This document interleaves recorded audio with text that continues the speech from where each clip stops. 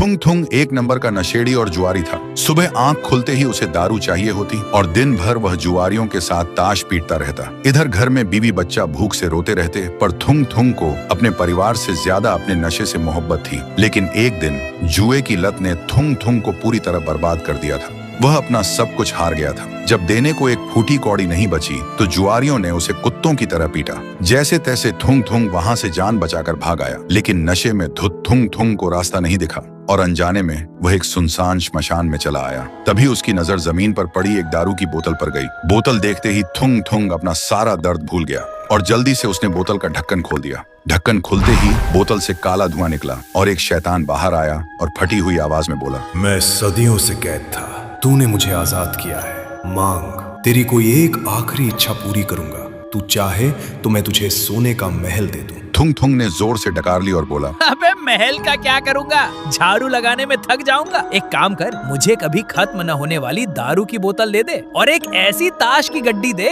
जिसमें मैं हमेशा जीतूं। सुनते ही शैतान एक सेकंड के लिए शांत हो गया, फिर बोला, कैसा बेवकूफ इंसान है तू। खैर तथास्तु, पर याद रखना, जिस चीज पर से तेरा ध्यान हटेगा वो हमेशा के लिए सूख कर मिट्टी बन जाएगी। लेकिन थुंग थुंग ने उसकी शर्त पर ध्यान ही नहीं दिया। वह बोतल और ताश लेकर सीधा वापस अड्डे पर चला गया। उधर उसकी बीवी और बच्चा भूख से तड़प रहे थे और इधर थुंग थुंग बस दारू पीता रहा और जुआरियों से लाखों रुपए जीतता रहा। 7 दिन बीत चुके थे, लेकिन थुंग थुंग घर ही नहीं गया। बीच में गांव के एक आदमी ने आकर बताया भी, थुंग थुंग, तेरी बीवी बीमार है और बच्चा भूख से रो रहा है, घर जा।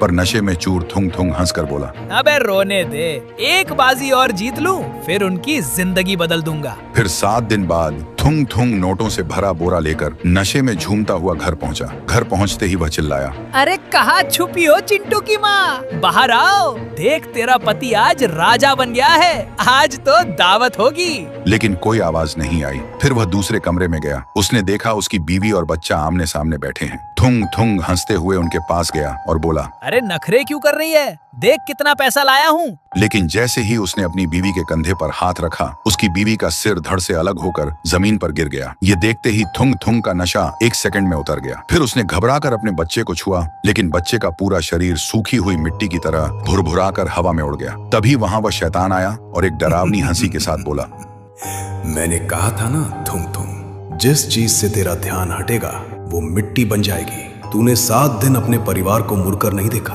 भूख और प्यास से वो कब के सूख कर पत्थर बन चुके थे। सुनते ही थुंग थुंग पागल हो गया।